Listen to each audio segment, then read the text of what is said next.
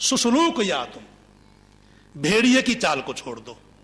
यदि अपने जीवन में आगे बढ़ना चाहते हो तो भेड़िए की मनोवृत्ति को भी अपने जीवन से, प्राणमृण दृशदेव रक्ष इंद्र, जैसे पत्थर से किसी वस्तु को कुचल देते हैं उस प्रकार से इस मनोवृत्ति को भी कठोरता से अपने जीवन से निकाल फेंको। भेड़िए की आदत क्या होती है? अपने से जो कमजोर होता है उसको तो सताता है,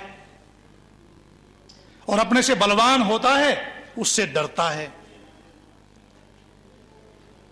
बलवान से डरना और कमजोर को सताना, ये भेड़िए की मनोवृत्ति होती।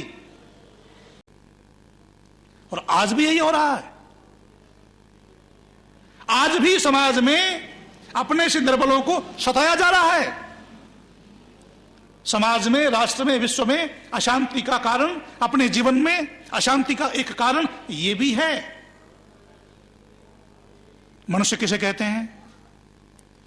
जो भेड़िए की मनोवृत्ति को अपने जीवन में नहीं आने देता। महर्षि दयानंद जी महाराज मनुष्य की परिभाषा करते हुए कहते हैं, मनुष्य उसी को कहना जो स्वात्मवत अन्यों के सुख दुख और हानि लाभ को समझे, अन्यायकारी बलवान से भी न डरे और धर्मात्मा निर्बल से भी डरता रहे। इतना ही नहीं, अन्यायकारियों के बल की हानि सर्वथा किया करे और न्यायकारियों के बल की वृद्धि सदैव किया करे।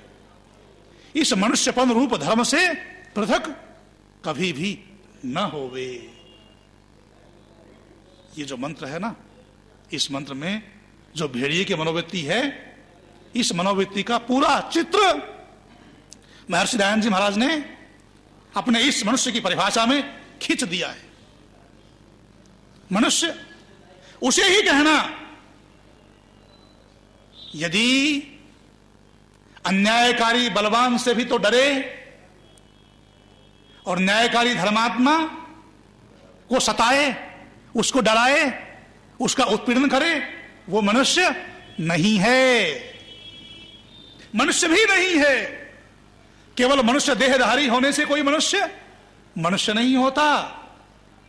केवल सामने आंखें इनको देखने से ही कोई मनुष्य नहीं होता। ये तो पशु के भी होती हैं। पशु को पशु क्यों कहते हैं? पश्यतीति पशु, जो केवल देखता है इन भौतिक आंखों से, विवेक की आंखों से जो नहीं देखता, जो अच्छे मार्ग को और बुरे मार्ग को नहीं पहचानता, क्योंकि उसके पास विवेक नहीं है। और विवेक ही नहीं है तो परमपिता परमात्मा से गायत्री मंत्र में यह कामना कैसे करेगा कि हे प्रभु, मुझे सन्मार्ग पर चलने की प्रेरणा करना, मेरी बुद्धि को प्रचंड गति से प्रेरित करना। तो जो भेड़िए की मनोवृत्ति जीवन में होती है, वो मनुष्य देहधारी होते हुए भी पशु की तरह से अपने जीवन का यापन कर रहे हैं। तो वेद मंत्र मनुष्य को संदेश देता है कि हे मनुष्य, भेड़िए की मनोवृत्ति को अपने जीवन से निकाल दो, तभी तुम अपने जीवन में मनुष्य कहलाने के अधिकारी होगे, तभी तुम अपने जीवन के मुख्य लक्ष्य को प्राप्त कर सकोगे।